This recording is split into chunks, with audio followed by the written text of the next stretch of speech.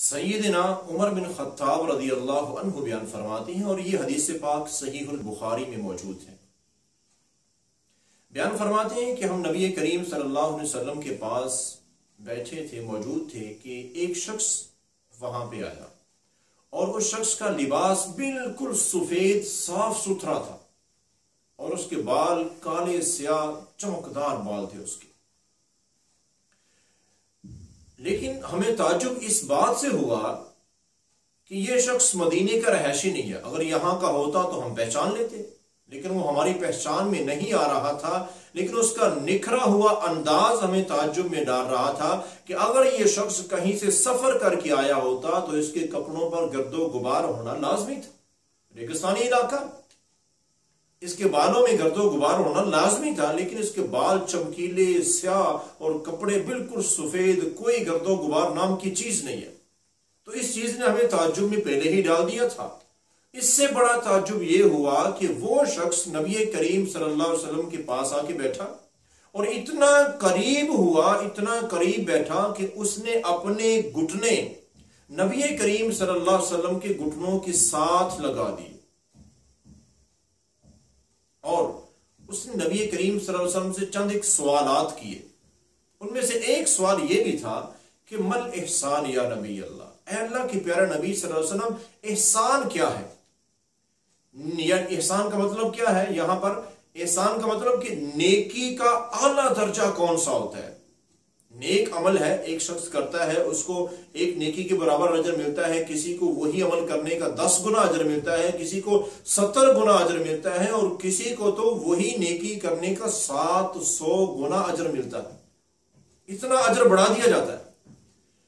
تو اس شخص نے یہ سوال کیا کہ اللہ کے پیارے نبی صلی اللہ علیہ وسلم، بہترین سب سے اعلیٰ ترین نیکی کرنے کا انداز کون سا ہے؟ اس کو اس نے احسان کہا، سب سے اعلیٰ ترین نیکی کا درجہ کون سا ہے؟ تو نبی کریم صلی اللہ علیہ وسلم نے جواباً ارشاد فرمایا کہ سب سے اعلیٰ نیکی وہ ہوتی ہے کہ جو نیکی کرتے ہوئے بندے کا تصور سوچ یہ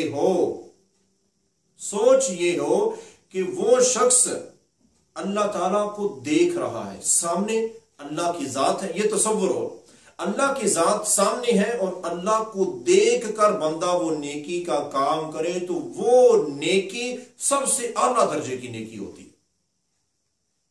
اور اسی احسان نے فرمایا کہ اگر یہ تصور نہ بن سکے تو نیکی اعلیٰ درجے کی حاصل کرنے کے لیے کم از کم یہ تصور تو لازمی ہونا چاہیے۔ فرمایا کہ اگر یہ تصور نہیں بن سکتا نا کہ اللہ کو تم دیکھ رہے ہو، تو فرمایا کہ کم از کم یہ تصور تمہارے اندر لازمی ہو کہ اللہ تمہیں دیکھ رہا ہے۔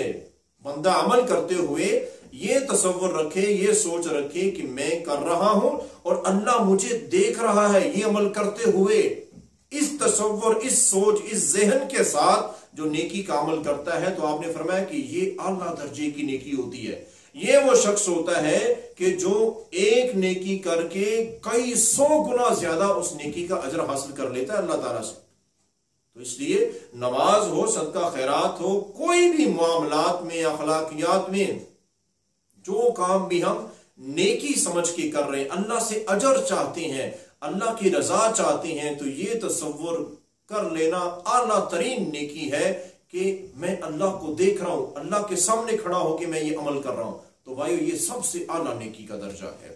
اگر یہ تصور نہ بن سکے تو کم از کم یہ تصور تو ضرور بنائیں کہ اللہ مجھے دیکھ رہا ہے۔ اللہ دیکھ رہا صرف ظاہری صورت کو نہیں، اللہ میری سوچوں کو بھی، میرے خیالات کو بھی جانتا ہے کہ میں کس سوچ، کس نیت کے ساتھ نیکی کر رہا ہوں۔ اب اس شخص نے یہ سوال پوچھا نبی کریم صلی اللہ علیہ وسلم نے کہ اعلیٰ قسم کی نیکی کون سی ہے؟ آپ نے بتا دیا کہ احسان کیا ہے۔ چند ایک سوالات کے بعد وہ شخص وہاں سے چلا گیا۔ کچھ دیر، تھوڑی دیر گزری کہ سیدنا عمر بن خطاب رضی اللہ عنہ بیان فرماتے ہیں کہ نبی کریم صلی اللہ علیہ وسلم نے خود کہا کہ عمر، تم جانتے ہو یہ شخص کون تھا؟ کیونکہ آپ نے دیکھ لیا کہ سبھی کے چہروں پر تعجب ہے کہ ہم اس کو پہچانتے نہیں ہیں، مسافر ہو تو سفر کے آثار کوئی نہیں ہے۔ تو کہتے ہیں خود نبی کریم صلی اللہ علیہ وسلم نے پوچھا کہ کیا تم جانتے ہو یہ شخص کون ہے؟ ہم نے کہا نہیں، ہمیں تو کچھ پتہ نہیں، سمجھ نہیں آ رہی کہ یہ کون ہے۔ تو اس وقت نبی کریم صلی اللہ علیہ وسلم نے فرمایا کہ عمر، یہ حضرت جبریل امین علیہ السلام اللہ کے مقرب ترین فرشتے تھے جو انسانی شکل میں آئے تھے، اور آنے کا مقصد، مجھ سے سوال پوچھنے کا مقصد اور میرا جواب دینا، یہ سارے کا سارا صرف تمہیں تمہارا دین سکھانے کے لیے تھا۔